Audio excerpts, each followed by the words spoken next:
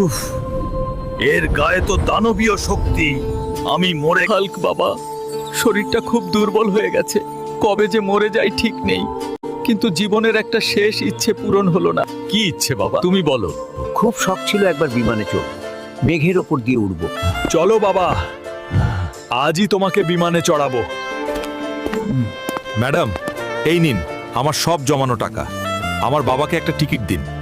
এই কয়টা টাকায় প্লেনের চাকাও দেখার যোগ্যতা নেই তোদের। ছি, কি নোংরা পোশাক! এখান থেকে বের হ, ফকিন্নির দল!